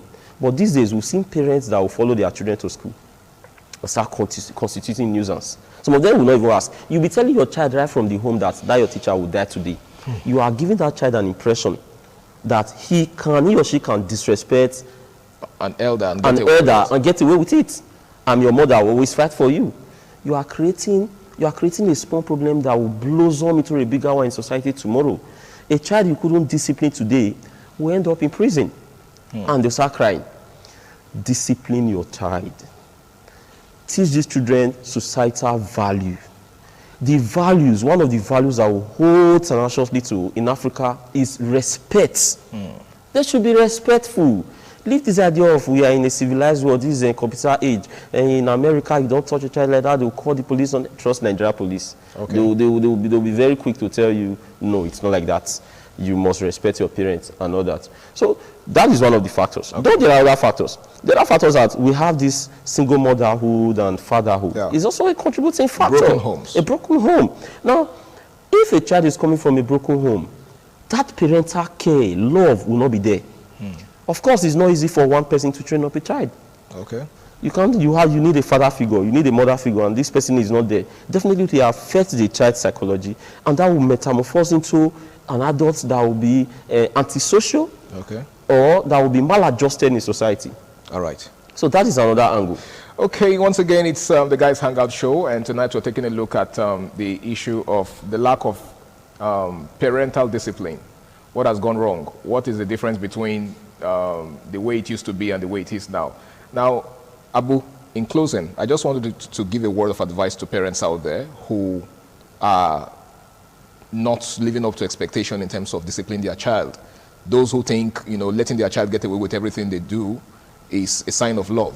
What's your advice for them? In less than, They shouldn't be just a father or a mother. Okay. They should be parents. And parenting is not an easy job. Okay. If you are capable of giving birth to a child, you should be able to take good care of that child. Don't be scared. Don't be scared to discipline your child.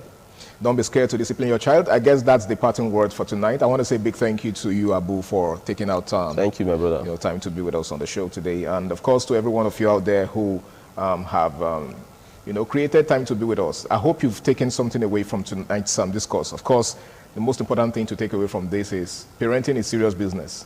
All right? So the moment you decide to become a parent, just have it in mind that the future of that child lies in your hands. If that child is going to grow up to become a responsible person, it's totally up to you.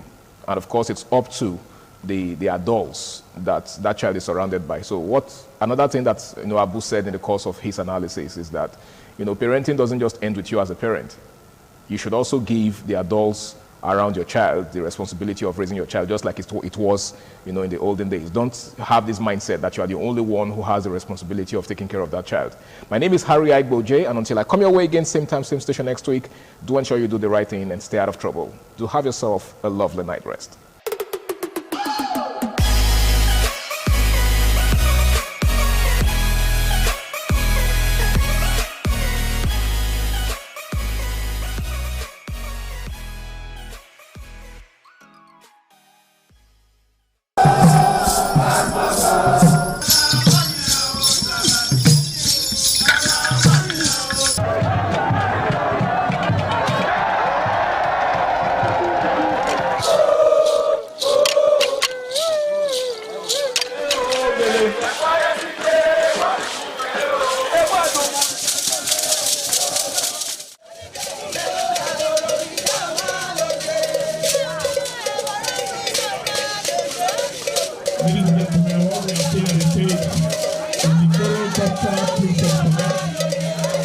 last time we have the gymnastic boys. Gymnastic boys, you don't know what we want to do now. We are bringing upstairs. We are at the first floor. We don't know what we are going to do in the second floor.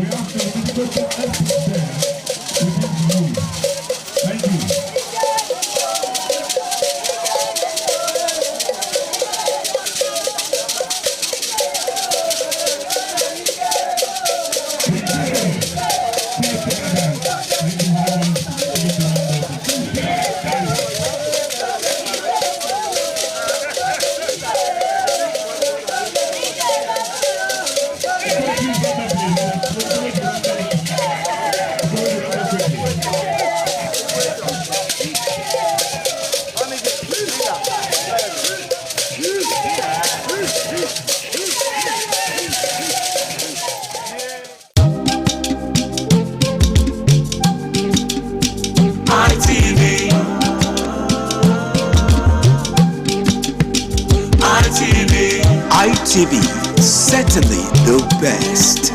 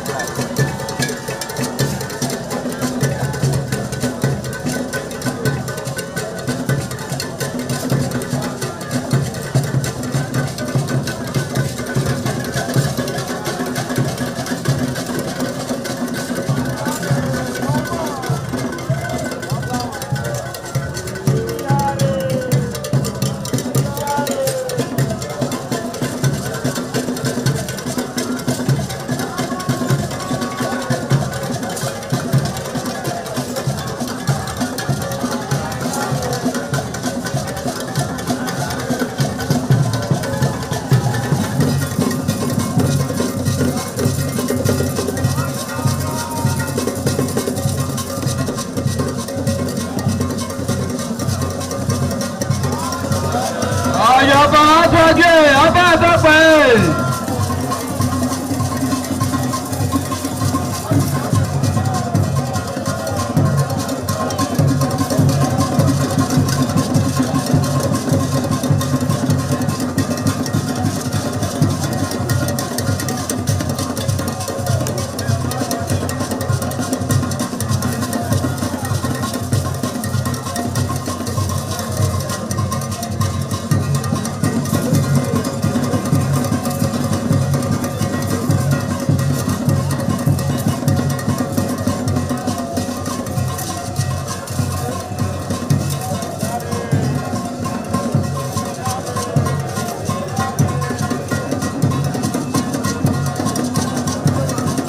Ojúde àtúwájú ọba àtọ́pẹ́.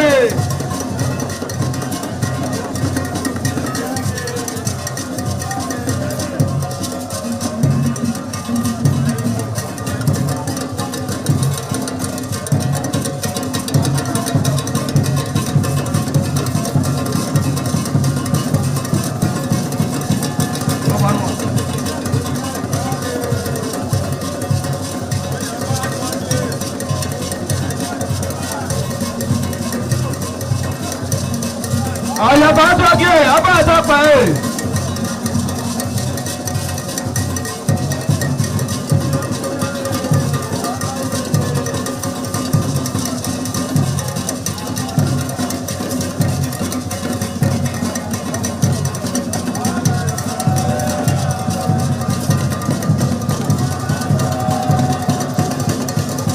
Ọ̀dàyẹ àtọ́jú ọba àtọ́pẹ́.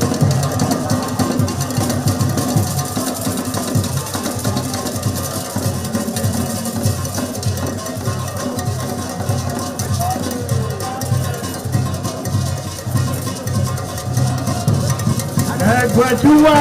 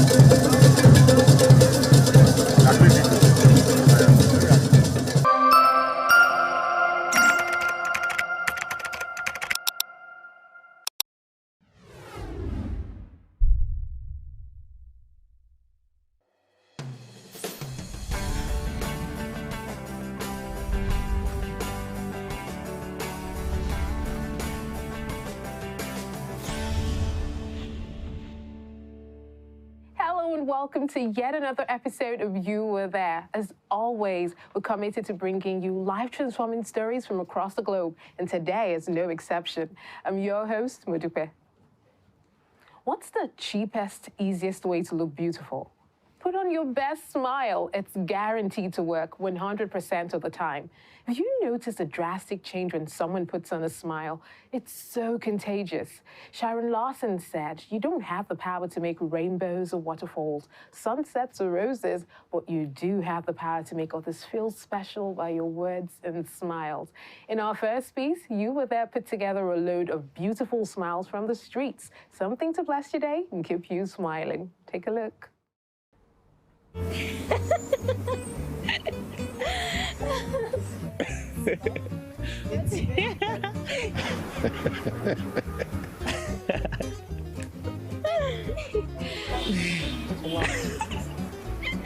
Put together a mood of love. If you want to feel a lot better and look a whole lot younger, try smiling. But here's something that's even better. Become a smile maker. There's something special about being the reason someone else can smile.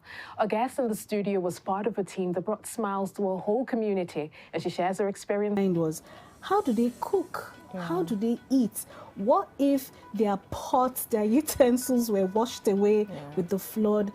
How do they sleep? How have they been sleeping?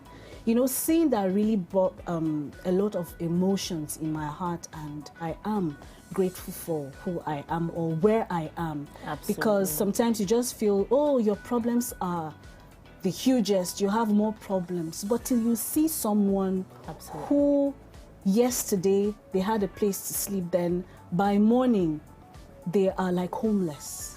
But I remember when they saw us that day, it was a beautiful sight for all. I don't even feel like asking you any question because you've answered everything. But you know, it's always different when you get there and see for yourself than when you're told that this is what happens. Do you think that what we get to see on TV equals the level of impact of what happens in the field? Not at all, because for time's sake, we're pressed for time, so we can't bring everything to our audience or our partners to see what we're really doing. But I think everyone should volunteer and get on ground on where our humanitarian team goes. Honestly, you'll be touched. You will be touched. Absolutely. Because showing it on TV, when we watch on TV, yes, it evokes it evokes some emotion, but being there on ground, I think you feel it more. You feel it more. Absolutely. You know, just like you mentioned, that is a lot of emotions playing. How was it like for you that, you know, it's like when we got there initially, because we got there ahead of time, we saw the way the people were looking and, you know, still feeling sad about the event. And then having to see them in another mood, excited, jubilating, you know, just rejoicing at our presence. What was that, just experiencing the two emotions? Of what their monies do, but as little as 1,000 naira, it can make a whole lot of difference. As little as 2,500 naira, which may be money for shawarma for some people. Absolutely. And you just drop down the shawarma in a couple of minutes, can change a family's life together, can spare a life. Yeah. Can spare a life. So I just want to encourage people, tap into what we're doing. Tap into what we're doing. Honestly, it gives so much joy when you know, when you see that, oh, I gave to this cause, and this child is in school, this child can have a decent meal before they go to bed. Instead of sleeping hungry, this child has something to eat, or this child can be covered when the cold comes. It goes along. So I just still want to encourage people, don't give up. When you give to life, flooding has a devastating effect on individuals and communities. Cotton Karfe, one of the communities affected by the recent flooding in Nigeria, so CBN's Operation Blessing took on the mission to bring relief to the people. Here's a story of one of the beneficiaries. Miriam is a widow who works very hard to provide for her children. I cannot afford to pay their school fees, but I feed them. I cut and sell firewood, but it only brings in a little money. When I can, I help people on their farms. When I have to, I beg for food so my children will not go hungry. Just when she thought life couldn't get any more difficult, things got even worse. I woke up to the sound of my son shouting, "Mama, Mama, water is coming into our room." I got up immediately, took my baby, and we ran out of the house. Their village was hit by a severe flood. After the water receded, Miriam and her children returned and found their home destroyed. I lost everything. My children and I sleep in the cold. We put some sheets on the bare floor and sleep there. I often catch a cold because we have no extra clothes to protect us. Mosquitoes bite me a lot too. Because of the constant exposure to mosquitoes, her children caught malaria. My head aches and I get a fever when I am sick. Miriam had no money to take her children to the hospital, and she was losing hope that things would ever get better. I felt like giving up. I didn't have the strength to live anymore. After the flood, we went for days without food. I had nowhere to turn. When Operation Blessing heard about the flooding in Miriam's village, we went with food and other relief supplies to help struggling families like hers. Miriam and hundreds of other families got food, mattresses, mosquito nets, clothes, and construction materials to help them rebuild their homes. I was overjoyed when Operation Blessing visited with food and other things we needed to survive. Thank you for the food and the new clothes. I love it all. Operation Blessing's medical team also provided medical care to Miriam and her children. We are no longer sick because Operation Blessing's doctors treated my family for free. In addition to helping Miriam rebuild her home, we gave her 2 goats to help her start a livestock business. Now Miriam can give her children hot meals in a safe and happy home, free from mosquitoes and cold. You changed my life completely. Thank you for your help. I pray that God will continue to bless you and keep you safe. Thank you, CBN partners, for being there for Mariam. Now she and her children can look with hope to a brighter future. But there are many people like Mariam in devastated communities like Cotton Carfe. They need clean water, food, medical supplies, and a fresh start. And guess what? You can give it to them by becoming a partner of the 700 Club. You'll join hands with many others to bring healing and hope to countless lives. If your answer is yes, then please get in touch with us through the contacts on your screen, or you can sign up on our website. We're so excited to have you join the family. You were there when the water flowed and the children danced for joy. You were there when the doctors came and saved their little boy. You were there to speak the truth, send the gospel near and far. You were there to change their lives right from where you are. Thank you, CBN partners, for making a difference around the world. Your gift of love has changed life and eternity for millions. When hurting hearts reach out and cry, does anybody care? You were the one who brought the gift. Thank God that you were there.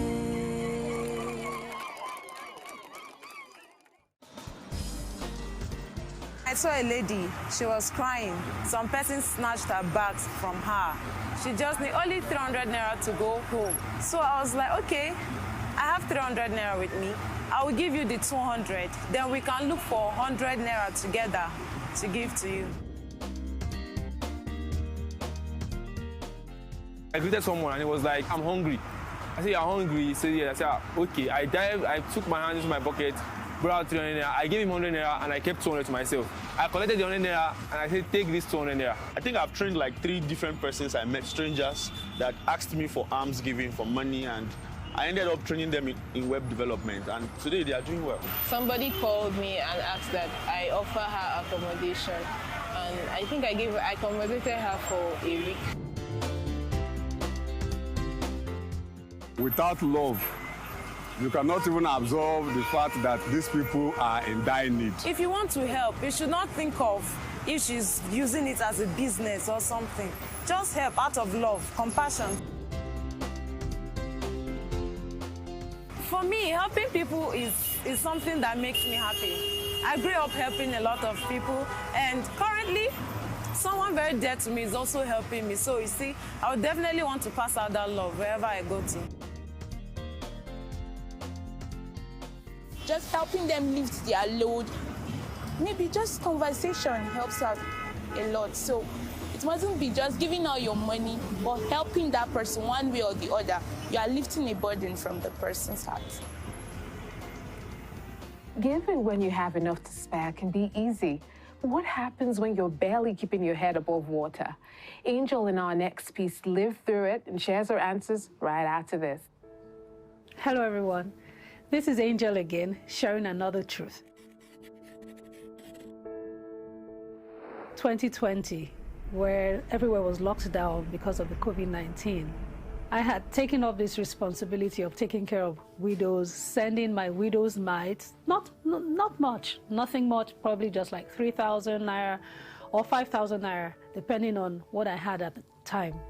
During that lockdown period, there was online school going on, and then of course you had to pay fees despite the fact that it was online school. And I realized that things were a bit tight. So I considered not sending money as I would to the widows. I just felt, look, things are tight for us here, so everyone would understand. But I felt in my heart, say, hi, go ahead. What's 3,000? What's 5,000? Go ahead and do it. So I did. And then things began to bite a bit. And then it was time to pay fees again. And I was like, oh, Lord, help us. What do we do?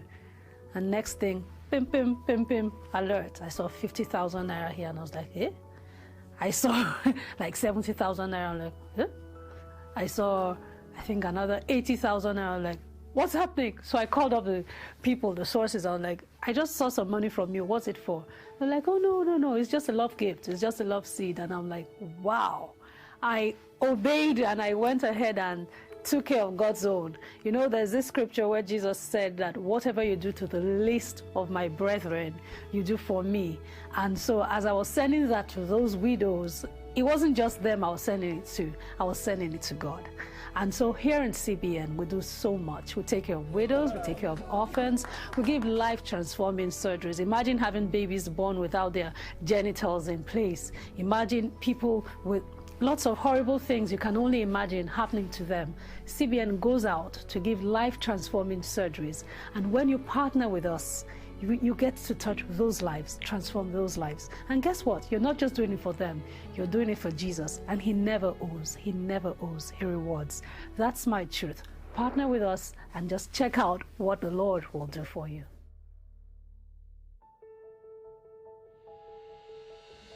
What a story. When it seemed like a good time to take a break, Angel saw it as an opportunity to give. Though it seemed impossible, she chose to take care of widows in need. Thank you, Angel, for not giving up. And thank you, our dear partners, for changing lives around the world. Would also like to say thank you to you for your heartwarming comments. We love them and are always excited about sharing them with the world. So up next, comments, questions, and prayers. We truly appreciate your feedback. Now it's time to close the curtains on today's episode. Do join us again, same time next.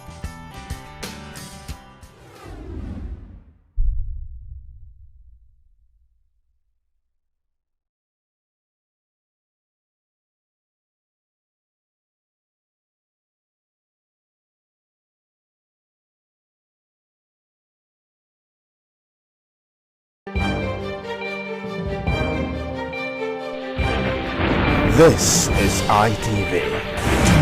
Certainly the best.